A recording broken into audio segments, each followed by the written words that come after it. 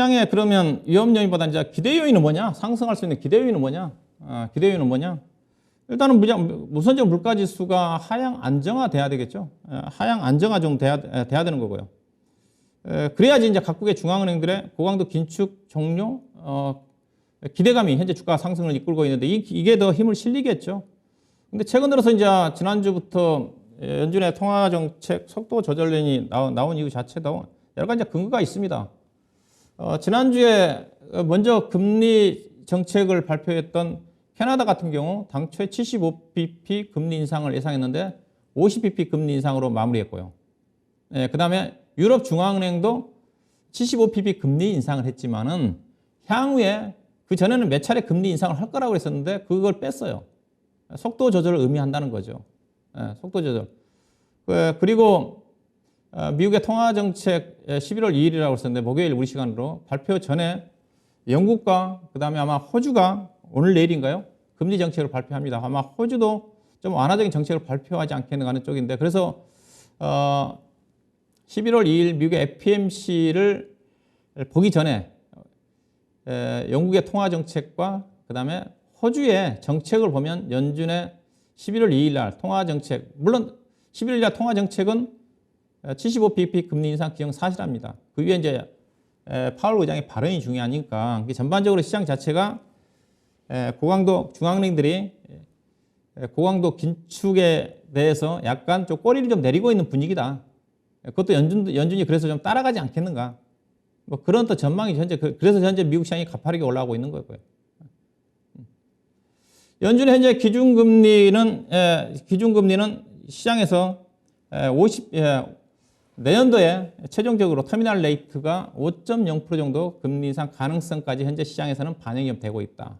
그래서 만약에 물가가 올라가게 되면 연준의 기준금리 최종적인 금리 인상 목표가 5.0이 아니라 5.25, 5.5까지 올라간다. 그러면 시장이 부정적인 요인으로 작용을 하겠죠. 근데 현재는 최근 들어서 보게 되면 거의 5.25 이상 점도표에 보게 되면 있지만은 거의 가능성이 낮아요.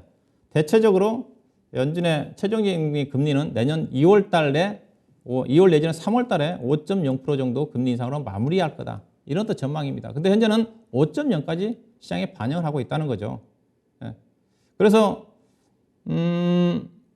12월 달에 75bp 금리 인상을 하고 만약에 12월 달에 현재 50bp 금리 인상 가능성이 반반인데 12월 달에 만약에 75bp 금리 인상을 하게 되게 되면 결국은 내년도 1월 달, 2월 달에 25bp 금리 인상으로 마무리한다는 겁니다. 마무리한다. 어떻게 되든 간에 해서요. 그래서 크게 시장에 이런 부분들이 악재로 작용하지 않는다는 거죠. 결국은 이제 연준의 통화정책 기조가 강화된 기조가 마무리가 된다 한다면 앞서 얘기했다시피 달러의 가치는 좀 이제 약세 전환이 좀 될 거고요. 현재 달러 가치가 110대 유지를 하고 있는데 114, 5 정도에서 결국 이제 11월 FOMC 하기를 보고 달러 인덱스도 좀 방향이 잡히지 않겠나 생각이 좀 되는데 원화 가치가 앞서 살짝 꺾이고 있다고 그러지 않습니까? 반등할 가능성이 크죠. 이게 이제 주식시장에 긍정의 요인을 작용할 것 같고요. 그 다음에 지금 외국인 투자가들이 앞서 얘기했다시피 원화가 약세를 보이고 있고 금리 인상 국면을 불구하고 외국인 투자가들 주식을 지금 계속 사고 있지 않습니까? 9월달 이후에 9월달 이후에 계속 사고 있거든요. 사는 이유가 뭐겠어요? 일단 주식을 팔 만큼 팔았다고 그랬어요. 외국인 투자가들이 코로나 확산되기 이전에 비중이 약 38% 정도까지 가다가 최근에 30% 정도가 줄여놨습니다. 더 이상 팔 물량이 없어요. 삼성전자 같은 경우도 삼성전자 외국인 차지하는 비중이 56% 정도까지 가다가 46% 가까이 떨어졌다가 지금 40%가 올라갔습니다. 삼성전자 같은 경우 외국인 투자가들이 더 이상 팔 수 있는 물량, 비중을 다 줄여놨기 때문에 여기에다가 외국인 투자가들이 지금 지수 고점 대비해서 코스피 지수가 3,316 기준으로 해가지고 2,278씩 기준으로 본다 한다면 약 33% 떨어졌는데 앞서 달러가 외국인 투자가들이 평균적으로 1,150원에서 80원에 많이 들어왔거든요. 거의 20% 떨어졌으니까 달러로 항상 외국인 투자에 본다 한다면 대부분 종목들이 50% 이상 손실이죠. 50% 이상 손실이면 여러분도 주식 50% 이상 손실이면 쉽게 팔기가 쉽지가 않죠.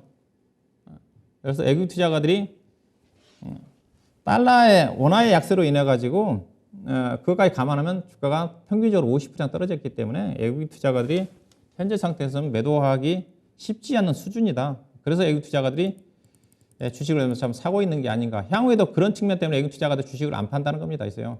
그리고 시장이 본격적으로 회복이 된다 한다면 최근에 공매도를 외국인 투자가 중심 많이 나오고 있는데 쇼커버링이 또 증시 상승 이온에 작용할 수가 있겠죠. 그래서 그다음에 미국의 물가 지표입니다. 현재 앞서 기타 미국의 소비자 물가는 헤드라인 소비자 물가는 6월 달에 9.1% 고점 찍었고요.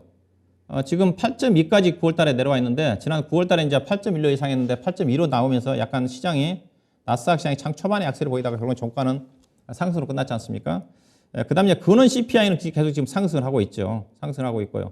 이거는 이제 10월 13일까지 나왔던 내용이고요. 이게 이제 주말에 나왔던 지표입니다.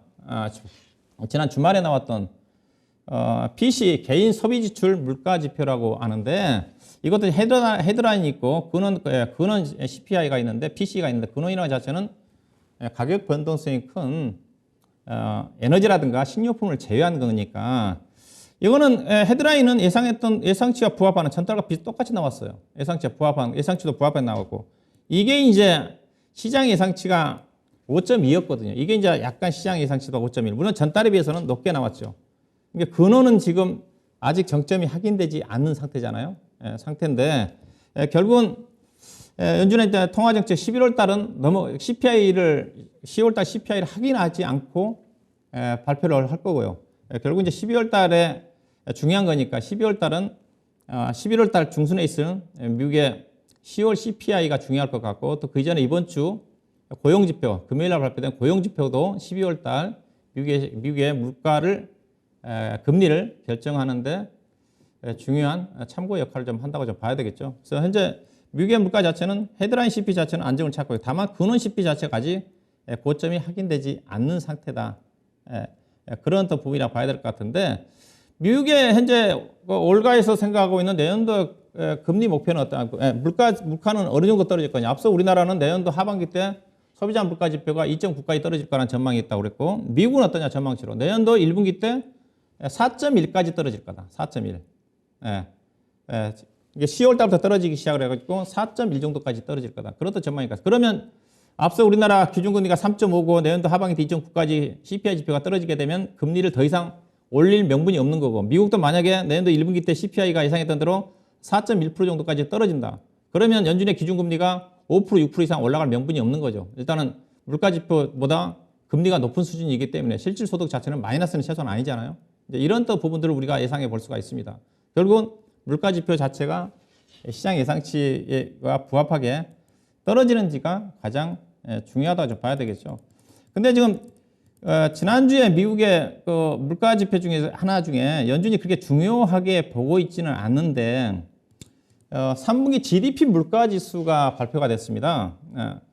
3분기 GDP 물가지수가 4.1로 발표가 됐어요.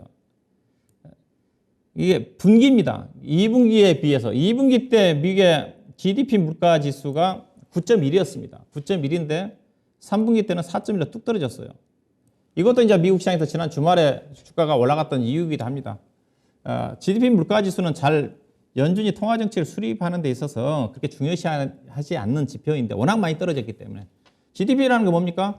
한 국가에서 생산되는 재화와 상품의 서비스 총량이잖아요. 그에 따라서 가격 변동이니까 어느 정도 신뢰성이 있는 거죠. 그래서 미국의 물가는 결국은 떨어진다. 그런 또 전망이죠. 그래서 최근에 미국의 시장의 상승 부분 자체가 이런 어떤 부분들이 긍정적으로 반영이 좀 되고 있다. 그렇게 좀 볼 수가 있지 않겠는가 좀 봐야 될 것 같고요.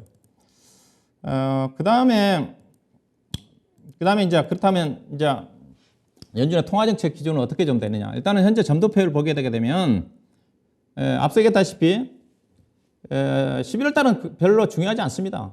내일 모레 목요일 날 우리 시간으로 새벽 3시에 발표가 좀 될 건데 75pp 금리 인상 가능성 현재 점도표에 지금 81%입니다. 거의 기정사실화된 쪽이고요. 이제 12월 달에 중요하죠. 연말 랠리가 12월 달까지 전개되느냐 못 가느냐 자체는 시장에서 지금 50pp 금리 인상 가능성이 지금 거의 반반입니다. 50pp와 75pp 금리 인상 가능성이 반반이에요. 75pp 금리 인상 가능성이 지금 44.9%, 50pp 금리 인상 가능성이 지금 46.8%입니다. 반반이죠. 예, 비슷합니다. 근데 만약에 이제 50bp 금리 인상 가능성을 돌아선다 한다면 연준의 통화정책 기조 자체가 정말 이제 완화적으로 바뀌었다는 시그널이 좀 될 수가 있을 것 같고요. 근데 만약에 75bp 금리 인상을 한다. 그러면 앞서 얘기했다시피 연준의 최종적인 내년도 금리 목표 자체가 2월 달 기준으로 해가지고 5.0에 맞춰져 있다고 그랬잖아요. 그러니까 뭐 12월 달에 75bp 금리 인상을 하게 되면 5.0까지 가는, 75bp가 금리 인상을 하게 되게 되면 4.75가 되겠죠. 4.75가 됩니다. 현재 연준의 기준금리는 3.25고 11월 달에 75bp 금리 인상을 하면 4.0이 될 거고, 만약에 12월 달에 50bp가 아니라 75bp 금리 인상을 하게 되면 4.75가 될 거고, 그러면 내년도 2월 달에 25bp 금리 인상으로 연준의 기준금리가 마무리가 된다는 겁니다. 그래서 만약에 12월 달에 75bp 금리 인상을 한다 하더라도 연준의 최종 금리 자체는 5.0으로 맞춰져 있기 때문에 크게 제가 보기에는 악재로 작용할 것 같지는 않지 않겠는가. 뭐 그렇게 좀 저는 예상을 좀 되고요. 자, 그렇다 한다면 시장을 이제 볼 때 있어서 저는 그래서 여러 가지 위험 요인도 있지만은 현재 시장 자체는 어느 정도 다시 한번 지난 6월 달에 전개가 됐던 베어마켓 랠리가 진입한 게 아닌가. 진입한 게 다만 상승 전환은 아직 누구나 봐도 아직 시기상조죠. 상승 전환하기 위해서는 현재는 주가가 올라간 것 자체가 금리의 속도 조절 때문에 좀 올라가는 거니까 기본적으로 상승 전환하기 위해서는 연준의 통화 정책이 이제 피벗 전환, 이 말은 금리가 인하 쪽으로 어느 정도 가닥이 잡혀야지 상승하는데 시간이 필요합니다. 현재 시장에서 피벗 전환은 언제로 예상을 하고 있냐? 내년도 하반기입니다.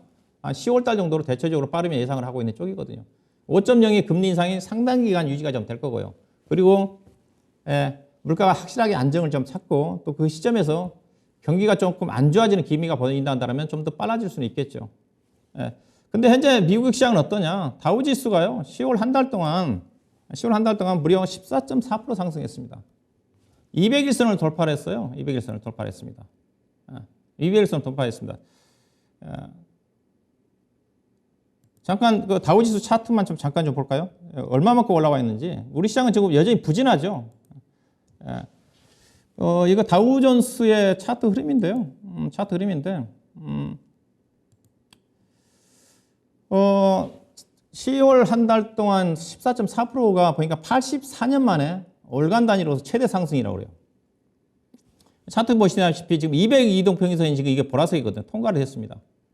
우리가 기술적 지표상으로 5일선과 20일선은 단기 이동평균선. 그 다음에 이게 청색인 이거는 60이동평균선. 이거는 우리가 수급선이라고 얘기하고, 그 다음에 중기 이동평균선이라고 얘기합니다. 그 다음에 120이동평균선, 이것과 그 다음에 이거 보라색 200일평균선 장기 이동평균선. 장기 이동평균선 뭐냐? 이름은 또 경기선이라고 합니다. 경기가 회복이 좀 되면서 추세적인 상승이 전환이 될 때 돌파하는 게 우리가 장기 이동평균선, 120과 200일평균선이었는데 이미 이제 120이동평균선을 돌파를 했고 200일 이동평균선을 돌파했다는 자체는 200일 동안의 이동평균 위에 있다는 거잖아요. 근데 이제 신뢰성이 조금 떨어지는 게 200일 이동평균선이 지금 떨어지고 있으면서 하향하면서 주가가 올라가고 있기 때문에 주가가 좀 200일 이동평균선 올라간 상태에서 주가가 올라간다는 상당히 신뢰성이 있죠. 그러니까 이제 미국 시장의 다우존스의 주가 상승 자체는 이미 다시 베어마켓 랠리에 진입을 한 거죠. 이격 자체가 지금 109까지 올라갈 정도가 과열입니다. 109까지 올라간 경우는 이격이 109까지 올라간 자체는 코로나 때 급락 이후에 주가가 급등한 경우 이후에 지금 나타날 정도로 미국 시장은 이 정도로 가파르게 올라가고 있다. 나스닥 시장은 최근에 실적에 대한 변동성 때문에 상대적으로 부진하지만 다우지수가 이렇게 올라가고 있다는 자체는 미국 시장이 충분히 안정을 찾았다. 이러다 보니까 미국의 빅스 지수가 지금 25까지 좀 내려왔죠. 그래서 미국 시장에 비해서 국내 시장이 자체가 부진한 것 자체는 아무래도 에르고랜드발 신용 경색 부분 자체가 투자가들한테 여전히 부담으로 좀 느끼고 있는 게 아닌가. 그런 말씀 좀 드리고 다시 PDP로 좀 옮겨서요. 자, 그래서 시장의 관심 자체는 지금 이제 인플레이션보다는 경기로 좀 방향을 선언한 것 같다. 그렇지만 아직은 바닥은 제가 보기에는 확인이 좀 된 것 같은데 제한적인 베어마켓 랠리가 전개되고 있는 그런 시점이 되지 않겠는가. 그래서 국내 시장 같은 저도 조심스럽지만은 어느 정도 안정적인 연말까지 상승 흐름은 전개되지 않겠는가. 저도 본격적인 상승 자체는 개인적으로 저는 내년도 3월달 1분기 정도로 보고 있습니다. 그래서 현재는 저점이 확인된 상태에서 어느 정도 제한적인 지난번에 어떤 베어마켓 2,560 정도까지 올라갈 정도의 랠리는 아니지만은 어느 정도 제한적인 상승 랠리 가능성은 충분하지 않겠는가. 주식시장의 대세와 투자 심리인데, 자, 모두가 어렵다고 할 때 개인 투자 투매가 좀 나왔고요. 그 다음에 지난번에 반등했다가 다시 꺾여졌죠. 다시 지금 올라가니까 개인 투자가들은 주가는 다시 떨어질 거다. 그런 심리거든. 근데 주가는 이런 얘기 있죠. 자, 주식시장은 모두가 비관적일 때 태어나서 모두가 박수치고 돈 벌어서 좋다고 한이에 불탈 때 주가는 꼬꾸라진다고 그랬습니다. 근데 지금 시장 어때요? 지금 다들 좀 비관 속이죠. 아직 완전한 비관은 아닌데 지금도 해이입니다. 그렇지만 는 서서히 그래도 약간의 비관 속에서 약간의 낙관적인 시각도 좀 가져볼 필요가 있지 않겠는가. 뭐 그런 관점에서 오늘 강의를 좀 참고하시면 될 것 같습니다.